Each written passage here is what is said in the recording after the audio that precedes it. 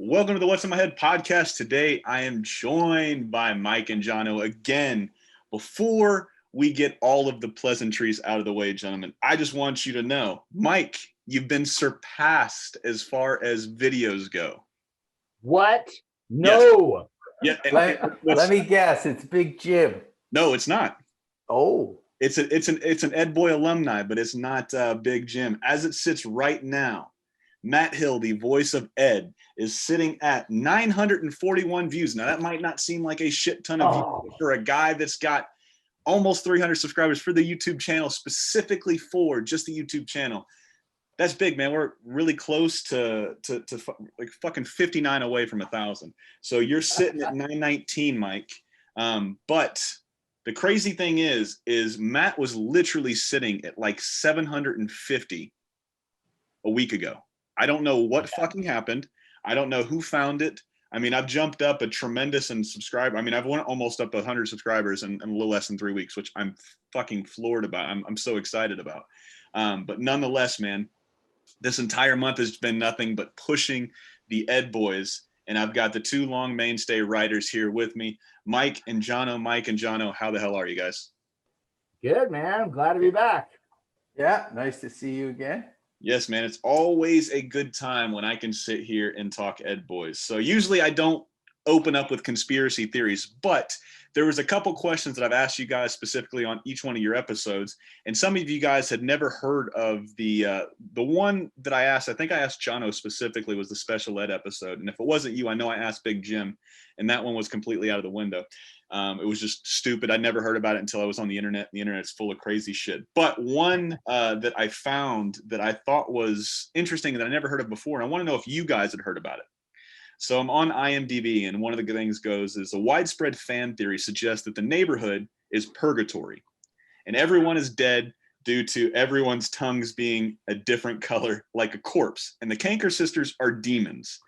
This has been debunked by Danny, but I wanted to know if this had ever come up while you guys were writing this. Did somebody write in a fucking fan letter and go, hey, man, is this purgatory, or the Ed's dead, or the Canker sisters, the devil and the demons? Did you fucking ever hear about this shit?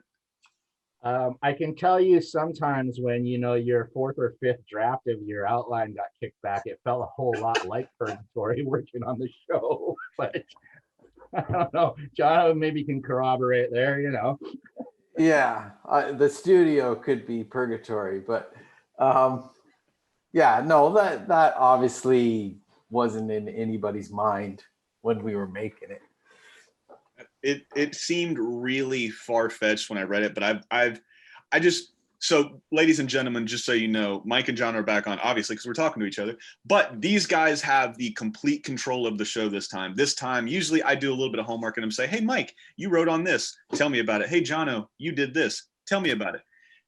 The script has been completely flipped. It's going to be pretty much run by Mike and Jono. We're going to talk a whole bunch of Ed Boy shit, I'm sure. We've seen, if you want to go ahead and show him, Mike, and I'll actually get a picture from you later, but show him the original Bible that you had scanned and printed off. I had a scan totally unprofessionally some years ago. It was probably me that did it, so it's probably a very poor scan. But this, hold it up, is the original cover of the Ed, and Eddy show Bible. That's got to be what, like 1990 to 1996. Yeah, I was about to say 97 is when you guys started working on it. Wow. So anyways, so that's the cover, and inside there's all sorts of informative stuff about the show, but where it takes place, what it's about, but it was very sparse. Like there wasn't a typical show Bible is quite detailed and filled with stuff more like in depth on each character and the situations and stuff. But the funny thing was about this was it was kind of very loose, and our job was to figure out how to do this without a whole lot of information. So I'll start with, though, before I get into that, I'll get to this. This was like an original Danny Antonucci drawing of the Eds, and you can see it looks quite different, right? It's a little bit more Antonucci style. So when he sells that to Cartoon Network, obviously you're going to have some kind of input because they're giving you guys money and stuff like that.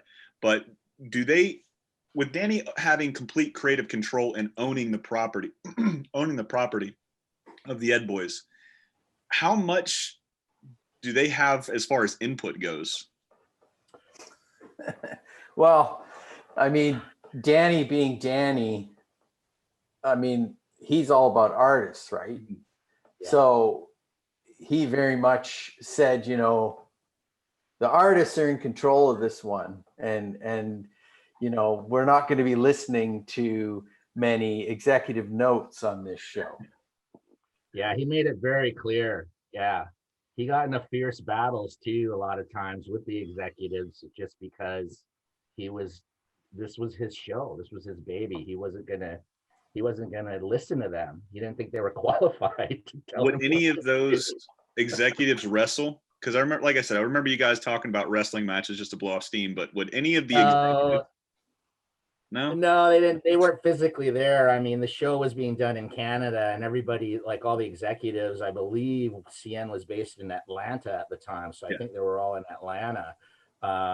So I mean, sometimes fly up and visit. There was a Cartoon Network studio in LA, and I knew some of the executives there that would come up to Vancouver and back again. But yeah, he wrestled with them over the emails, and you know, I saw some of them. They were quite colorful, but you know, yeah, he was he was a bit terrifying when he was on a roll, that's for sure.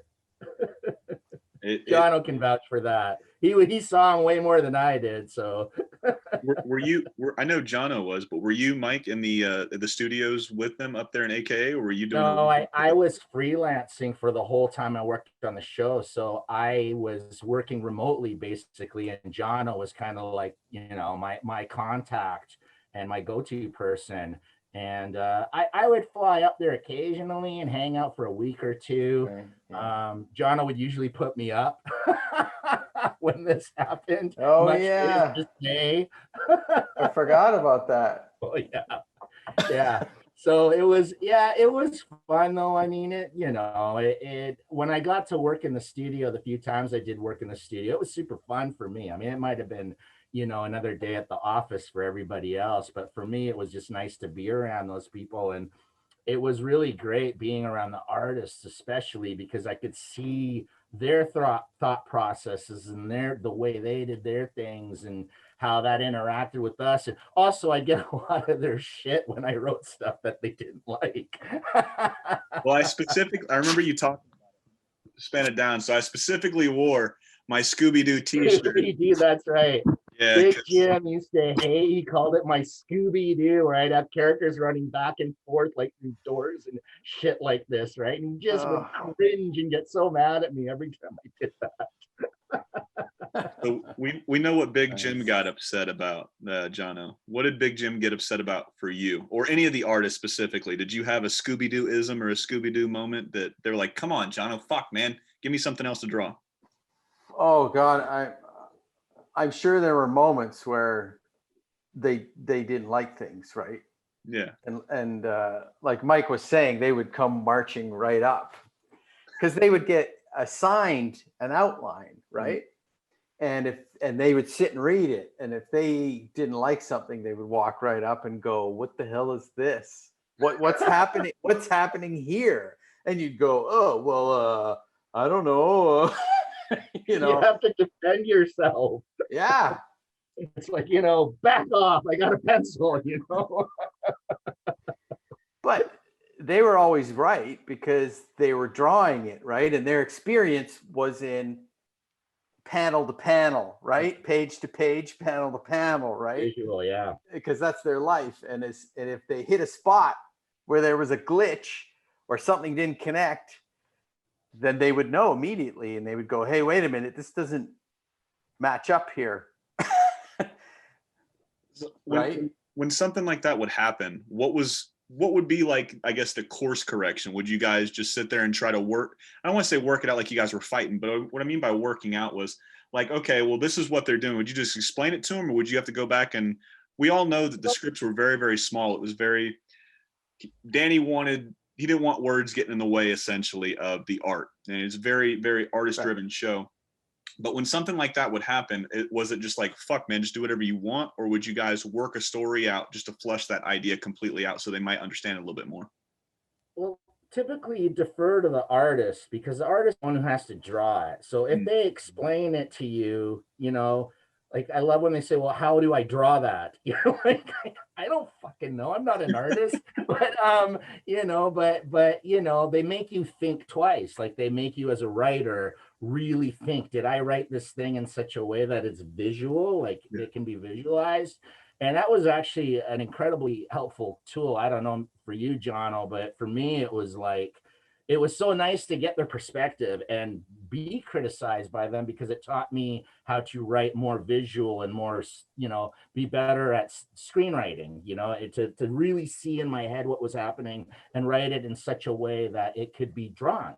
So that part was really cool. But yeah, you defer to the artist. But if, you know, I don't know, if I was really stuck on a particular gag or something, I really wanted it, I would fight for it. But again, like I'm not drawing it, so I lose. Right. And it wasn't something that you could walk away from. If there was a problem, they weren't going to leave and come back later. It was like, now. Figure this out now.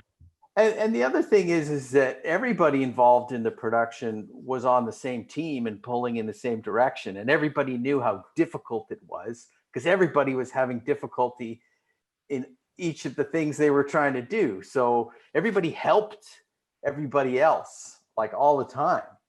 Yeah, it was very collaborative in that way, which was cool because I mean, there were so many talented people there, you know, so it's not around that kind of all those brains, all those creative minds, and just get their like input all the time. It was cool. You know, what the crazy thing is, every person that I've talked to, from you to Jono to Big Dim, Jesus Christ, Big Dim, fucking, I had a flub up on what's it called, on Big Jim's episode, where I was like, yeah, man, I'm a huge fan of the show. It's one of my favorite shows on Nickelodeon, because I was looking down at my phone for a second and something popped up because I had posted something earlier and I see a Nickelodeon thing. And he's like, what kind of fucking super fan are you? And he's like, you're supposed to be a big fan, and this shit wasn't on Nickelodeon, it was on Cartoon Network. I'm like, I didn't say. I was like, fuck, I did say that. So Big Jim, I'm sorry for fucking up your name. But what's crazy about this is every person that I've talked to, essentially, on the actual crew, the writers, the artists, very few of you guys had any kind of, I don't want to say credits because it's such a douchey term, but a lot of you guys were brand new. Big Jim said it 100%. He's like, it's my first big job. It's my first job in animation. I was pretty much right out of school, goes right into it. When I was reading up on Scott, he said the same thing about Scott. He said the same thing about Joel. And then when me and Jono and I had our talk, Jono had, you know, got a first script thrown in the trash, not by Danny, but I'm pretty sure Danny threw a lot of your shit in the trash because, you know, it's just Danny. The stories I hear, he's just a crazy fucker. Throw this in the trash, start over. Did you write this with your ass? Start over. That type of shit. But it's crazy to think that how long this show lasted and how many people, this was like their first introduction to animation and cartooning. And for it to last as long as it did, that it just baffles me that, like I said, so many of you guys, this was your first job in animation, or your first big gig in animation. When you guys were sitting there around the table, or, you know, Mike, you said you'd come up a few times. Did you guys just look at each other and be like, what the fuck, man? Like, you've been here for, you know, a year. You've been doing this for a year. You've been here since breakfast. And we've got this show off the ground. I got to imagine how fucking daunting that is. I can only imagine for me. I'm like, oh man, first time in the kitchen. I don't know what the fuck I'm doing. I don't know where the pans are. I don't know how to turn the stove on. I don't know how to do this, that, and the other. And what I do is very, very small compared to what you guys do. You guys get seen by millions of people, right? So the criticism is super compared to what I get seen to on a day-to-day basis. I mean, did you guys ever sit around and think like, fuck, I'm going to go ask that guy, but he's pretty much been doing this as long as I have. I don't know what the fuck I'm going to do. I mean, did you guys ever have moments like that? I think there must have been some kind of a vetting process, because even though we're new, okay, except with me, I can't lie, I was not totally lucky, but I think Danny must have seen some of the work of the other guys, and Jono, I must have known you through Dennis or something, I'm not sure, but I think we had something most of us, probably not me, but everybody else had something that he recognized, said, okay, I can mold this person to do what I want them to do, as opposed to them already being, I don't know, trained or taught another do things. They were kind of fresh and new, so he could mold them a bit better. Maybe that was the mentality behind that. It certainly worked to an extent, because I feel like a lot of us got really, really good at what we do. And that was kind of like our boot camp, right? That's an understatement. You guys are always so Yeah. fucking humble, especially Jono over here. Always so humble. Just like, yeah, I did it. It was good. It was okay. Well, it was a boot camp. I mean, it's interesting. You're always making me think about it, like talking about it in this way. It's like I haven't thought about it for decades.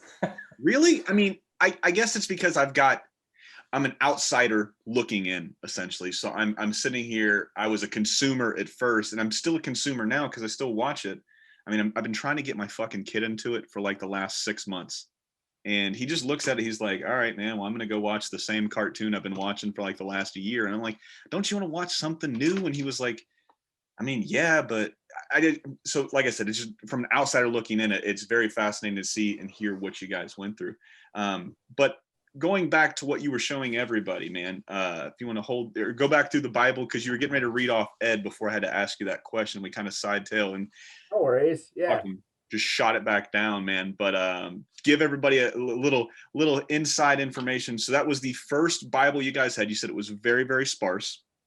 Obviously, that was probably it was basically just kind of some loose thoughts Danny had about each character. But I mean, you know, now that I'm looking at it again, I get it. Like I, as a person who does this, and John will probably too, you could look at this now and go, okay, I know exactly what he's going for, because we've done this enough times to look at something like that and get our heads into this character. But at the time we didn't really know, so it was very vague and confusing, right? Like I have this character description of Ed, and it just says things like attention deficiency syndrome. That's like one sentence. The next sentence, he has trouble, ... The next sentence, he can't, and that's it. Okay, he draws all day in class. Like those are literally what we were working with. And there's like 12 of these things, and you're just like, okay, what? You know, all right, I think I can get this. Yeah, like if you think back to the early days, Mike, like especially, you know, seasons 1 and season 2, there was a lot of times where you would write something and then Danny would say, Double D wouldn't do that. And you would say, he wouldn't? And he would be like, no, he would never do that. And you're like, and you'd scurry away and go, okay, you know, like you're trying to figure out the characters.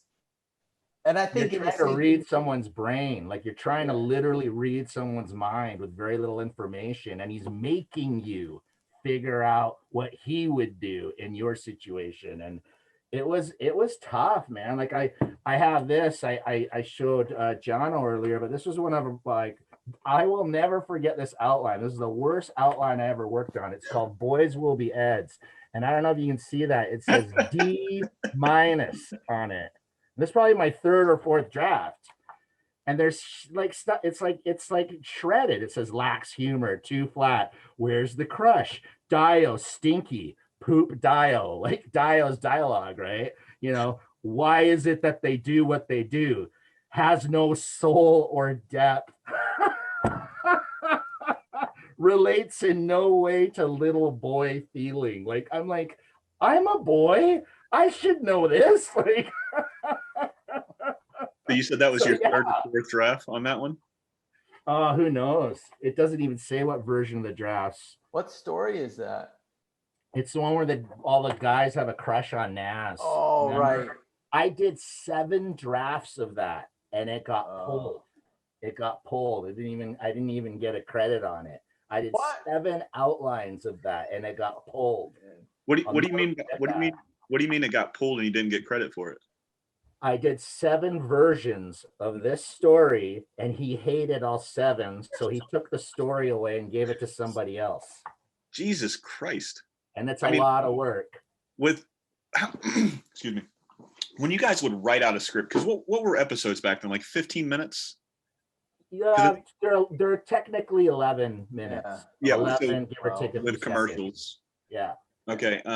How long? Man, how do I put that? I don't want to say how long would it take you to write an episode or the screenplay for an episode, because I feel like you would hit a flow state and it would be a little bit different. But I guess, and how long would it take you to really write that first draft? I mean, would it be a quick flush out and then you go from there? Oh man, I would say a week, maybe. A week is about good, because I mean, like you said, sometimes it just blah, blah, blah, just comes out of you, and it's really just organic and natural. And sometimes it's a real bitch and you struggle with it. So, but on the average, yeah, about a week. A week is right. A week. Are you guys simultaneously writing episodes? So if you're writing that one that you got pulled from, so you're writing multiple episodes at one time? Typically you'd be working on one or two at a time. Yeah. Now, if you were to solely just focus on one, would you guys be able to churn them out quicker, or is it still pretty much like a week time because you're just? No, I see. Because it requires an approval process, which takes time. So, yeah, it's. I don't know. I seem to recall now wishing that I could get one paragraph a day, and that might sound like crazy. Like what? A whole day for one paragraph? But most of it is trying to come up with something good and interesting and funny and different. Yeah. We were never allowed to do the same thing twice, and we were never allowed to do something that was like a rip off or a parody of something else. Very rarely, very, very rarely something would get by, but usually never. Like it was all original all the time. And I believe that's probably why the show has such longevity, because it had such a high bar when we were making it, you know what I mean? Well, I mean, when you're consistently being told to find different work or this sucks, it lacks soul. I mean, it just goes, pressure does two things, man. Either you bust your pipes or it creates diamonds, and you guys had a lot of diamonds. Yeah, well, thanks, man. I want to believe that. Well, I like to think that we're very stubborn in a way, because there were a lot of writers that dropped off and never came back, right? They couldn't take it. Right. Now, most of them, but they wrote one or two episodes and that was it. The process they got chewed up. How often were you guys bringing in new talent between writers and artists and all that other stuff throughout the seasons? Do you remember? That's you, Jono. Oh man, I remember one party where Dan Seawee, who was the producer or one of the producers, he stood up and did a toast to all the artists and writers who had left. And it was literally like 100 people. He was just like, to this person, to that person, to this woman and this guy. And it went on for like 5 minutes and everybody was just howling it. Yeah. That is fantastic. And just like I said, from all this, I wish, before I get into that, I got to give you guys, this is going to sound like I'm asking you something very, very stupid, because you guys write for a living. So I got to assume you don't want to look at words when you're not writing. But, and it's going to sound like I'm an asshole right now when I ask you this question. Do you guys read for fun is essentially what I'm getting at. Oh, I do. Yeah, for sure. Yeah. Okay. Sometimes. So there's this very, very good book, and I brought it up a couple different times to artists because it's primarily just about cartoons. But I got it from Fred Seibert, which was the last Hanna-Barbera president. Yeah. He also ushered in Dexter's Lab, Johnny Bravo, that whole cartoon and animation renaissance. He brought this in, and he recommended this book of Mice and Magic. So it's essentially American cartooning from day one to, I think the last revised edition was late 80s, early 90s. It's a fantastic book if you guys want to go and check it out. You can get it for like $8 online. I'm going to tell you right now, it is super dense. It is very, unless you're a nerd about cartoons and the process and all that other stuff, you can't really, I guess, get into it. But I like putting myself through pain. It's painted in a good way because the book is fantastic. And what I mean by dense, it's not boring or anything like that. It's just, it goes super technical into what you guys do and especially what the artists do. But the reason I bring that up is when you guys would sit here and Johnny, you said a paragraph a day, and that's, you said you'd be happy with a paragraph a day? Oh yeah, if it was like a good paragraph, yeah. Good solid paragraph. Yeah, that's a good third of a page. So how many paragraphs would a 11-minute script break down? Would that be, roughly how many do you think? I don't know, Mike. 3 pages, right? Yeah, Mike, how many paragraphs are in that outline? Let's have a look. And each paragraph has a title. Yeah, well, that's how we did it too. Because I think that was to guide the story, the storyboard artist. Sorry. 6 paragraphs. So 6 paragraphs per script. 6 solid paragraphs, except on my version, there's entire sections X'd out. A lot of scathing, colorful language on the sides. Whole areas angrily scratched into. But yeah, 6 paragraphs. So that is, oh man, that is fucking insane. When you really sit here and think about it, that it's 6 paragraphs it just seems like with what goes on in an episode and what you see, you would think that this shit is planned out from how they're standing by a tree. Do you guys put any of that into it? Obviously, each cartoon is different, and you said this was a more artist-driven show. So would you say I want him posing like this if there was a specific reason for it, or was it 100% on the artist to figure it out? If there's a reason for it, if you want someone like posing, like, looking out over a cliff or something, or trying to be like, stealth or something, maybe they're crouched or something, you want to get that across. But other than that, we don't get into details like that. It would take up too much space. If you do pose a character, it's for a specific reason to drive the story or move something along. Yeah, that's totally up to the board. At least on the Eds, that we never did that because we were just writing outlines. We were never allowed to get that detailed, anyways. Again, it was such an artist's show that we basically built the frame for it, and then they would have to fill it in with stuff. So when you guys were writing out, or when you guys got the Bible, God damn it, man, I can't clear my throat for some reason. When you guys had this Bible, you said it was so sparse, right? There was very, he's slow, or he's got attention issues, or ... It's very, very hard, I guess, to get inside of a character's head when you don't know what the fuck this character is going to do. You don't know how he talks. You know how he dresses. You know how he looks. Ed kind of looks like a simpleton, so I'm just going to make him sound dumb, make him sound this, make him look like this. When you guys are writing all of these specific characters, man, who was the hardest as far as first out of the gate, man? If you had to pick a character, who was the hardest to really get inside of because of how small the Bible was? I don't know. I think they were all hard. Really? Yeah. Yeah, they all had their complexities, and it's funny because once we did find all their voices, I've mentioned this already to you, Julian. The hardest one for me was Naz, because Naz we never really nailed her. Like, when I think about it, everyone else had like a great personality, but she was kind of meh. And that's why I go to that Boys Will Be Ed's episode. Like, I wrote that outline 7 times and like, nope, can't crack it. I think that it was because of her role, because she was supposed to be that girl, when you were 13 or 14 or whatever, that made the boys nervous, right? Yeah. It was like the Marilyn Monroe effect or something, right? Where boys couldn't think in her presence. And I feel like if you got to know her, that would go away. So you had to preserve that. Yeah, you had to give her mystique. Yeah, so it got really difficult to add layers to her, but not add any layers. Yeah, and she didn't come off very deep. She was very, like, when you're just a physical thing, it's hard to, get into it. It's hard if there's no depth, there's no character, there's no nothing. It's hard to work with, Yeah. it's too bad. I wish we spent more time with her. We could have probably come up with some cool stuff, but didn't Well, I work out mean, that way. the Ed Boys did hit HBO Max.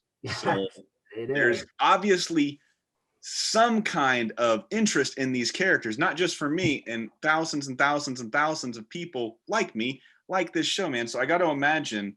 I mean, have they approached you guys yet? Is essentially what I'm getting at. Can we? God No. damn it, Jono! I need you to get out there on the front lines, Jono, and start partitioning. Say we want the Eds back because obviously they're not listening to me. So I get it. There's a lot of fans and there's a lot of interest in stuff like that. But I mean, unless those fans start like, basically, hard charging Warner Brothers and say, we want this show back, we'll see that that's well beyond our capabilities and our powers, right? That's the powers that be.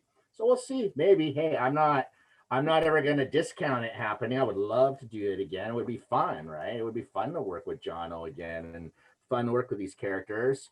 It would be interesting to see how Danny is these days.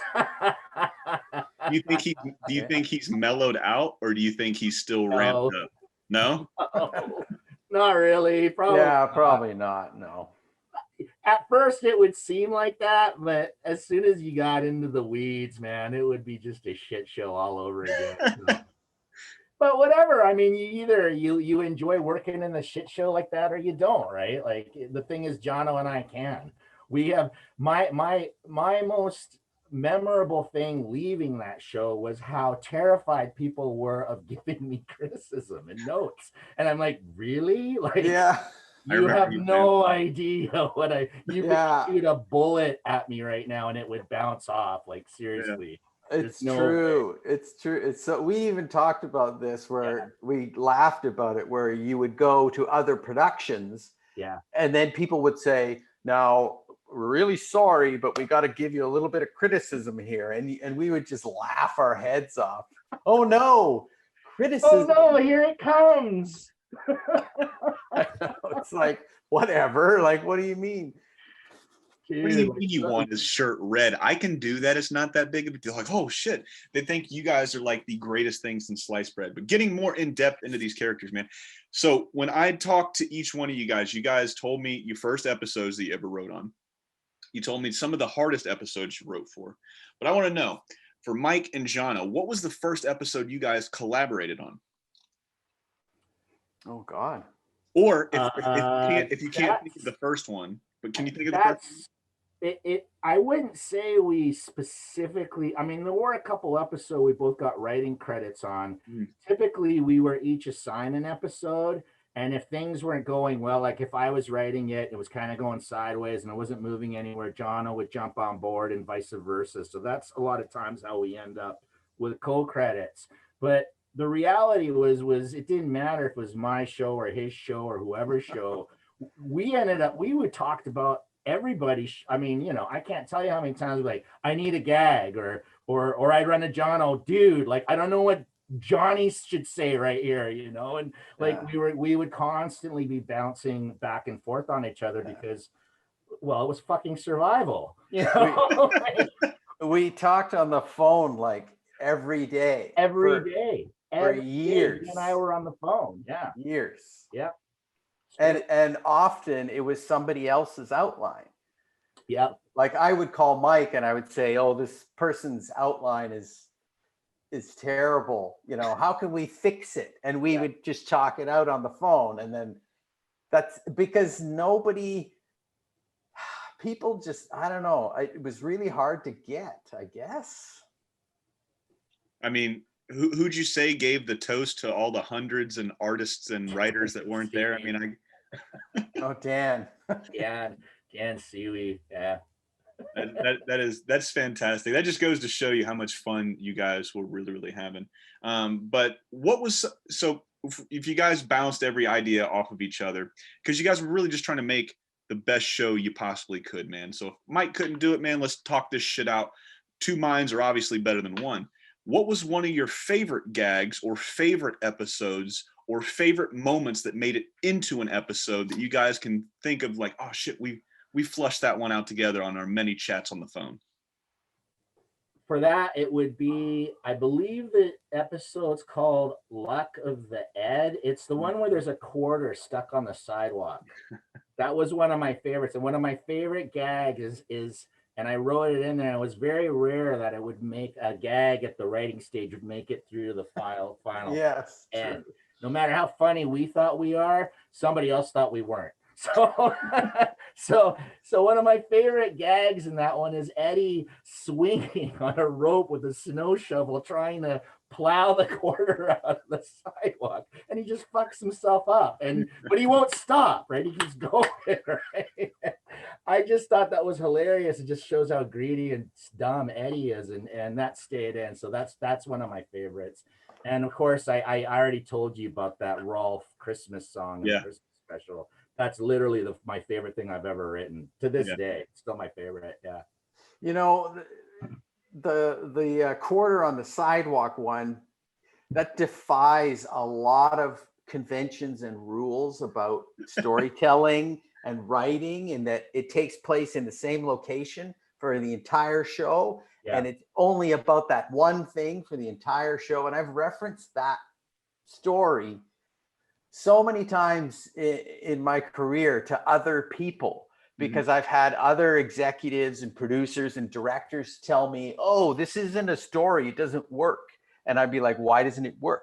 Well, it's just staying in the same place for too long. You got to move it out of that location. And I'm like, no, you don't. Right. Yeah. Like, people really don't know, but they think they know. And there's another SpongeBob episode where SpongeBob and Patrick get in a box, I think. Yeah. The imagination box. Yeah. And it's like, I would reference that too, along with the quarter show, and go, you can do anything. You can tell any story you want to tell. Like, break the rules. You can do it, people. So right? When you say conventional or unconventional and breaking rules, what are some of the rules for you guys as writers? And are these rules universal, or do you have a set of rules? And then Mike, you might have a set of rules because you're two different people. My philosophy every time I write is to push everything as far as I can without getting fired. And the reason for that, there's a reason for this, okay? Because you have to understand, executives have a bar. It's here. This is where the bar is. And if you strive for that bar, they will push it down. Mm-hmm. So the secret is to always go above the bar. So they're like, we like this, but you're out of control. We're going to push you down to here. And they think they've done their job, but all they've done is kept the stuff I wanted in there. So it was good enough to meet the level of quality that it should be. Now, do I get away with that every time? No, but generally that's always been my philosophy, no matter how terrible the show is too, because I worked on some zingers, man. I've worked on a few that I'm just like, do I really want my credit on this? Like, wow. What do those shows rhyme with, Mike? You don't have to say the name, but what do they rhyme with? Oh boy.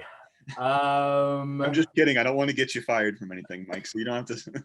Even if they rhyme, don't say it. I won't give any names away or something like that, but I did one time work on a show that was based on like a trading card game, and there's so many out there, so good luck figuring out which one it was. And all the references on the characters that I was supposed to use was like, they gave me the actual card. Like, they didn't send me a card in the mail. They made a photocopy of the card, put it on a document, sent it to me, and it was really poorly translated from Italian.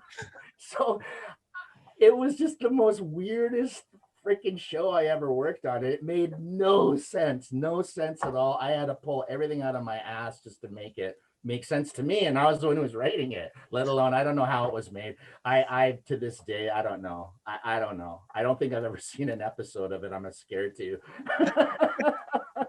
Yeah, of course, when Mike started on that show, he called me up and he's like, check this out, because we always do that too.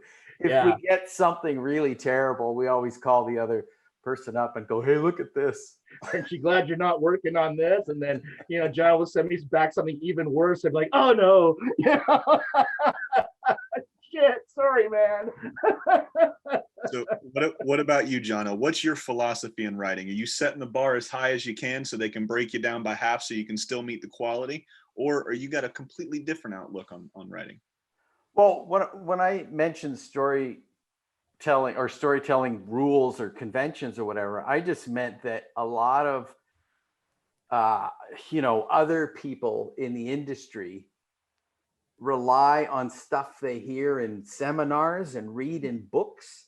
And when you approach storytelling as like an art form, there are no rules, right? There's no convention. There's throw it all out, right? I mean, yeah, most stories will adhere to Acts and shit like that. yeah, Like there's certain general rules of writing, right. but if your story's good enough and those rules don't apply, who gives a shit? Do it, right? Yeah. And you can break those things every now and then for certain stories, and you should have that in your toolbox, right?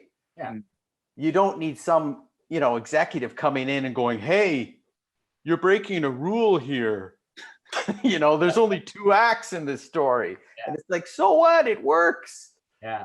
Is it interesting? Is it funny? Did it entertain you? Yeah. Did you laugh where you were supposed to laugh? Okay. Who gives a shit? Let's do it.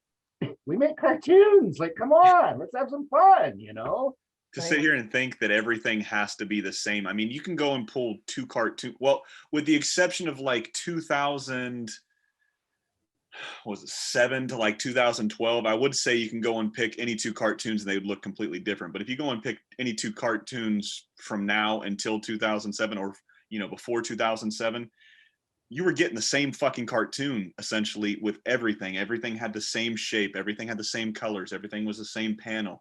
It looked like they just took a stencil for a lot of the stuff from like I said, 2007, I want to say at least 2012, everything was very cookie cutter. So I could see what you were saying. You could tell that what you said is a lot of these guys are going to seminars and shit. I'm like, oh, I know how I'm doing it because I heard somebody else tell me. I haven't physically been in the trenches doing it, You're dealing with one that just came from the seminar because you'll start hearing a corporate buzzword that you never heard before. Like you hear things like, where's the girl entry point? The girl entry point? What is that? Like, I don't even understand. Or like, what's another one I used to love? Like, I don't know, or the button, we need a button here. We need a button. It's like a button. Oh, what? Like, like a physical button, or what are you talking about? Button? No, they just want something like on the end of something. So it's like something happens and there's like a something right after that.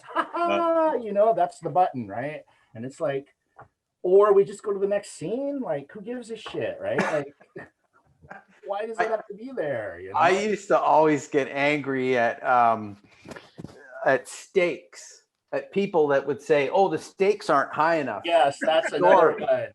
And then I would always say something like, "Do you remember that Pee Wee Herman movie?" And they'd be like, "Yeah," and it'd be like, "Did you like that movie?" "Oh yeah, it was really funny and it entertained you and it was a good movie." And they're like, "Yeah, of course, Pee Wee Herman." I'm like, it's about a guy who gets his bike stolen.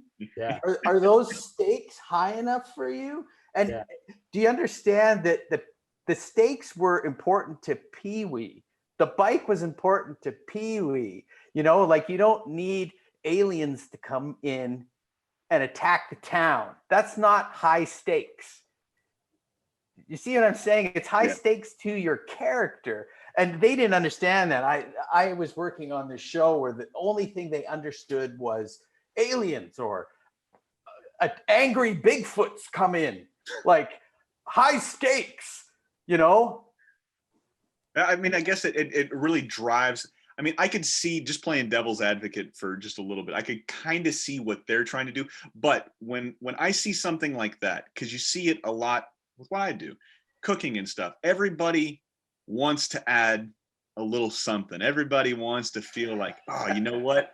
Whenever they're watching that cartoon, you see how they ran past that tree? I told Jono they should run backwards, and they ran backwards. So that I see that mindset, like, I'm gonna tell this fucking writer, I'm gonna tell this goddamn artist, I know funny, or I know the eds. When in all actuality, you guys got a fucking manual that was 17 pages long for 42 different characters, and nobody knew any of these fucking characters when you started writing them, right? So it's insane to sit there and think that these guys are still doing this. But nonetheless, man, we could go and talk about how shitty some of these people are, because I've met some of these people. We're just whinging now. What's that?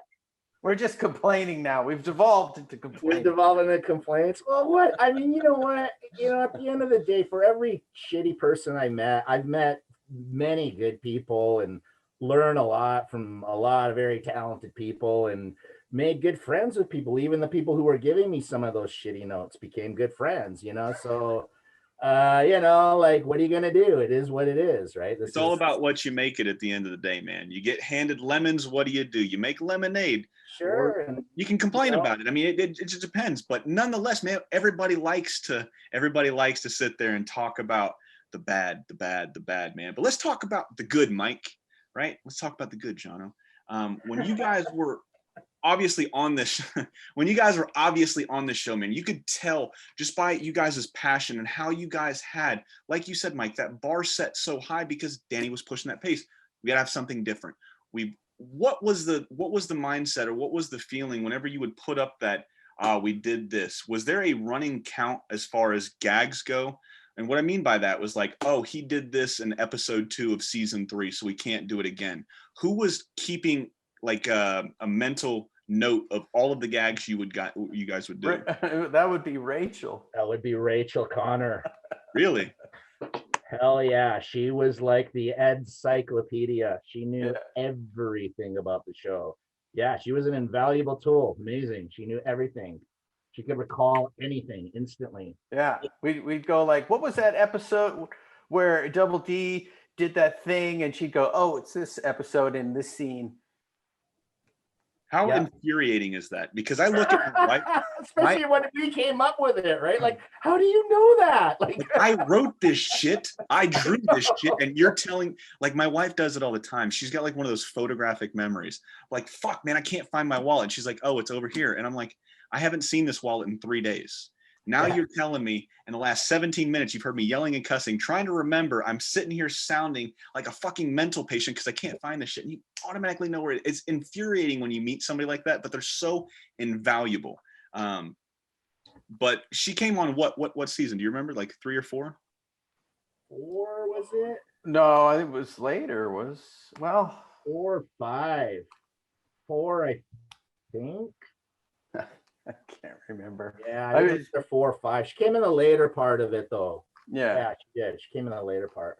So who was having that mental recognition, or that mental? God, man, I don't understand why my brain's not working today, Mike. Who would sit there and say, hey, we already did this? Was Danny keeping a mental note as well, or was it something you guys written down and it would come down from the producers? Or Danny would call us all the time. We did that, or you know, like he would just be, you know, he would come down on anything that he felt we were infringing on something else, or making it too obvious of a reference to something else. You know, he was the one, kind of the arbitrator of all of that. So yeah, he was pretty dead set about every idea being fresh and new, and that's an insanely high bar. You know, when you think about it, you know, it was hard. It was really, really hard. Yeah, he was also seeing, you know, the final boards and stuff and reading through them, and we never saw them, right? Yeah, I never saw boards. I hardly ever saw boards. I was lucky if somebody would like scan one and send me a part of one, you know? Is that normal? Obviously you're working remote, but I mean, is that normal for you guys? And this is obviously way back in the day. And that's not me calling you old. That's not me calling you old, Mike, but this is 20 years ago where we didn't have email. Everybody thought email back in the 90s was a joke. Like, I'm not going to fucking send this. I'm just going to pick up a phone and I'm going to call Mike and I'm going to talk to Jono and all this other shit. We didn't have email and all that other stuff. But I mean, is that commonplace back then where you guys really wouldn't see board, or do you guys not see boards now too? Well, okay, there was a time where it was standard practice in a lot of these major animation studios where the writers were not at all allowed to even see or communicate with the artists. Why? That makes no sense.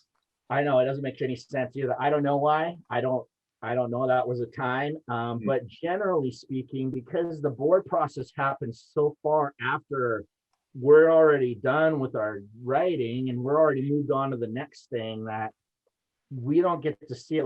Like the closest I ever came was recently was at Disney, but I didn't get to see boards. I sometimes got to see animatics.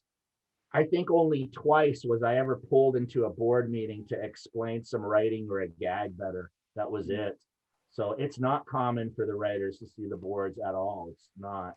We get to see the finished product, but only if it's your show, right? And you're a creator or a co-creator, and then you're looking at the Leica reel and making comments or whatever. But if you're just a writer, they don't care to show you. Yeah. That seems like they would have some kind of open communication back and forth. I mean, I guess every writing room or every cartoon is going to be a little bit different, but it would just make sense. Like, oh man, let me get the guy that wrote this shit. Or let me get the girl that wrote this shit. Hey man, come in here and tell me this shit real quick, man. It just feels like there was something. I don't know. I guess I was hoping that everything was like magic and you guys figure this shit out by yourselves. There's no real communication going on, but nonetheless. It happens. Sometimes there's a question that needs to be asked. And sometimes I would even, grab an artist and go, I've got this situation. I don't know if I'm visualizing this right. And then they would throw in their 2 cents worth and kind of, oh, okay. Yeah, now this makes sense. But there's not a lot of collaboration going on like that because it can't, for efficiency, for logistics, for the fact we're working on different things at different times. I'm not responsible to those people and vice versa. So, it is what it is, right? Where if you want to be in control of everything, you got to be the creator. Yeah, I feel you. So as we start to wind down, because I know, Jono, you like to eat around this time, and I don't want to keep you guys too much longer.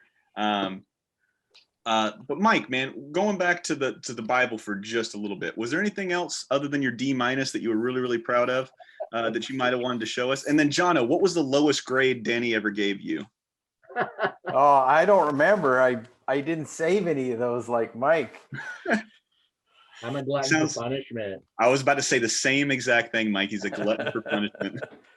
This is interesting. I'll show you guys this. And Jono, you probably remember this picture.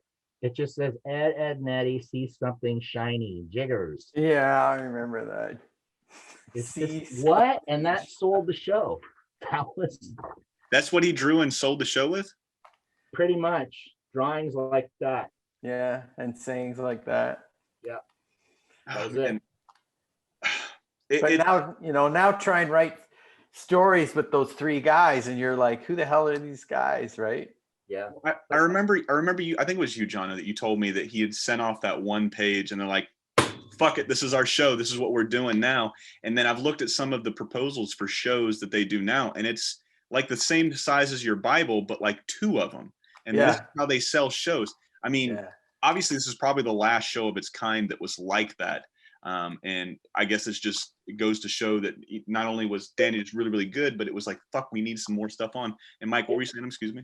It has everything to do with the process behind the hiring or the making of that show. So you have these studios that have less money. They want to make a show. You have executives that make decisions on that. We just happened to land at a time where there was a new animation studios. Cartoon Network was relatively new. There was an executive there who was really, you know what?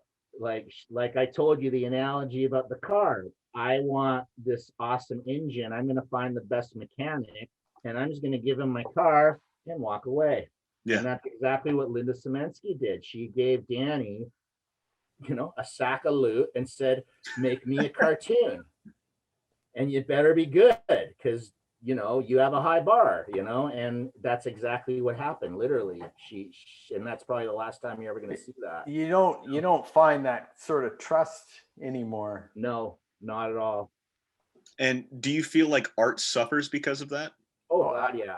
Absolutely. Oh, absolutely, yeah. It's over management now. Yeah.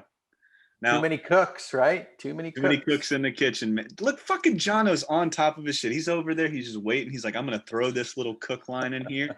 It's a fucking zinger, right? But it's true. 100%, man. When you've got so many people stirring the pot, you start to miss all of the stuff that makes it unique, all the stuff that makes it. Well, you have no It point is. of view, right? Like if you have Yeah. 10 people telling you what a character is like, Yeah. you think of it like colors, okay? Or you think of it like a stew, okay? Like if you throw a red pepper and a green pepper and a yellow pepper in there, eventually it'll just turn into a mushy kind of beigey thing if you boil it long enough. So there's no red or green or yellow. It's just, you know what I mean? Yeah. And that's the problem when you have too many people all weighing in on something. It doesn't have a point of view, therefore it suffers. Yeah, like your dishes are unique because they come from you, and you make them a certain way that expresses your energy. You know what I mean? And if there was all storytelling and by committee, there's no personality to it. Yeah, there's no point of view. It definitely gets lost in translation, man. And last thing I really want to end it with all the stories that we've both heard from the episode that will never air because it's bullshit. My Christmas episode gone out the window. It'll never be seen, at least on YouTube. I'm gonna find some way to put it out there where I won't get sued.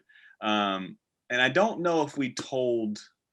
I don't know if you told. I know you told that story on yours, Mike, as far as one of your favorite moments. But do you guys collectively together have one moment where you guys might have worked on something, whether it be on Ed and Eddy? By you guys, I mean Mike and Jono. Do you guys have something that whenever you mention, if I go say, hey, what do you think about Mike? Or if I say, Mike, what do you think about Jono? What's the first thought that comes to you guys' heads when you think about each other? And that sounds a lot more dirtier than I meant it to be. But when it comes to writing with the Ed Boys, man, and Jono's face says it all. when it comes to writing the Ed Boys, what's the first thought when you guys think about those times you spent flushing ideas out or working characters out, or like, fuck, man, why does Naz suck so much? Or why is Raw so funny and Naz is so bland? What are some of the thoughts that come to your mind when you think about the Ed Boys, but working with them together? I really enjoyed it. And I mean, Jono and I became, we're like practically like brothers out of this whole freaking experience. Like we see each other every year, we hang out, we're very good friends, we still collaborate every once in a while on stuff. So for me, I just have very, very good memories of working with Jono and being with Jono and talking to Jono. The process might have been sucky sometimes because we had such a difficult boss. Yeah. But overall, I mean, I was like, I'm making cartoons. This is pretty fucking cool, I'm making friends. This is cool. I'm learning this cool process. I mean, I'm getting better at what I do. So it's all pretty positive stuff, right? Yeah. I was like, fuck you, man. No. You. I was just thinking about it, and I'm realizing that like when Mike and I talk on the phone about a story, we're very, very good at figuring it out and with dialogue. Like sometimes, because I'll do this these days, right, where I'm working on a project with somebody and I get on a Zoom with them or whatever, Skype, and we talk about it, and I'll say, hey, what about this? And the other person will go, yeah. And everything stops, right? But whenever Mike and I talk about a story idea, it never stops, right? I think we're very good at pushing this, mentally pushing the rock, if that makes any sense, and going somewhere and figuring it out. It's 100% it does. It's you guys are really the dynamic duo. When I think of two guys that looking at you guys, not knowing you guys personally, but knowing you guys through this and the chats we have and all that other stuff, I go like, man, I bet you these guys have worked on some of the hardest decisions ever just by doing what we're doing now, just dialogue, just talking, right, listening and going back and forth and not just trying to get point to point to point to point to point. And that's what you're saying is like all these people's like, yeah, that would be cool. and I'm still on the phone with Jono, and I could be doing something. So I understand 100%, because whenever you can get somebody that you can not only confide in, but you can sit here and say, oh man, would we do this? Oh shit, Jono, we could do this. No, Mike could be so much better. And then you start building layers. Yeah, in the writing world, it's called spitballing. Sure. Spitballing, huh? And some people are good at it, and some people just aren't. You have to be with the right person too. Like I get stuck sometimes in writers' rooms, and I might find one person I can do that with, but you know there might be 5, 6 other people in the room that just we're not. It's like a wet blanket. Vibing that way. So it's like Jono brings up a really good point. Like if you click with someone on a creative freaking drive, then yeah, that train just chugs along way quicker and way faster and way more directions, you know. So it's cool, yeah. Well, like I said, man, I'm very glad you guys exist, and I'm very glad you guys wrote on this show. Thanks, man. Yeah, I mean, this episode was interesting. It was a little weird. It was definitely flat on my side, so I apologize ahead of time. It's no been worries. We had visuals. We backed you up, man. We propped you up.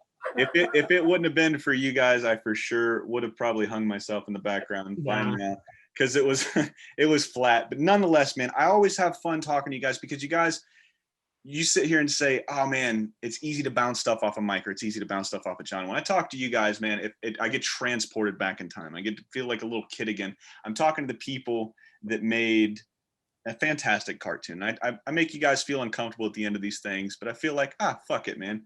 These guys are used to it. They can handle it. They went through Danny's boot camp. They can fucking handle any middle-aged person sitting here saying, oh, I loved this show and how great it was and all this other bullshit. So it just comes with the territory, man. I always have fun talking to you guys, man. He's been Mike. He's been Jono. Meet your heroes, because they're fucking fantastic. Mike, Jono, do you have anything else that you would like to tell these people? Mike?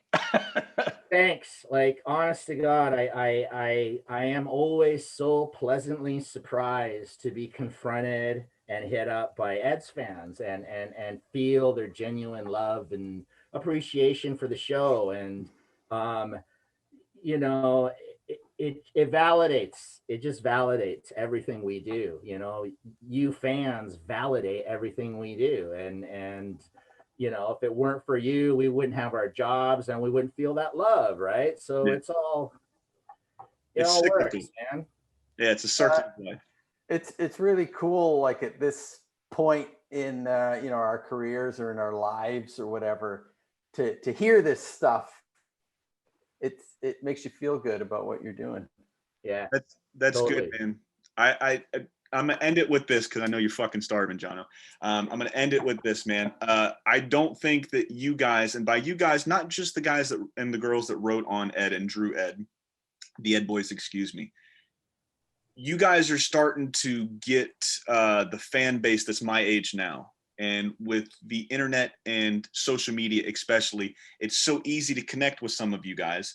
And I don't want what happened in the 40s and 30s and 20s with the age of cartoons and the age of animation to really miss you guys, right? So this whole process, as far as the podcast goes, it really came out of Kobe dying last year. Quick story. I didn't get to say thank you for everything he did. He was thanked by millions of people on a consistent basis, right? I don't want the same thing to happen to him happen to you guys. You guys go your entire career, and a lot of people don't know the writers. A lot of people don't know the artists. More people know artists than writers, and more people know creators to artists and writers, right? So you guys are a very unsung hero, if you will, in your chosen field. And I want to make sure you guys get as much of the adulations now while you are here and why you can enjoy this as possible. So that's why I always like to end these episodes with me giving you guys thanks. And I mean, I really can't do any more than that, man. Thank you guys so much for this shit. It was somewhat fun on my side as far as watching me and hearing me flounder here in this episode. So like I said, it's a learning curve at the extent. But like I said, man, John, I know you're hungry. Thank you for coming. Mike, thank you for sticking it out. And we're going to do this again very, very soon. And it's going to be a lot better next time on my side. You guys were fantastic as always. Like I said, man, Mike, Jono, Julian, What's in My Head podcast. Thank you guys so much. And I'll talk to you guys soon. This podcast was presented by the Epic Sewers Podcast Network, the home of all your pop culture podcast needs, with shows like Epic Tales from the Sewer, the Spoiler Force Podcast, CreatorCon Q&A, Comic Watchers, and the What's in My Head podcast. Follow us on this journey and get down and nerdy as we bring you the best in pop culture.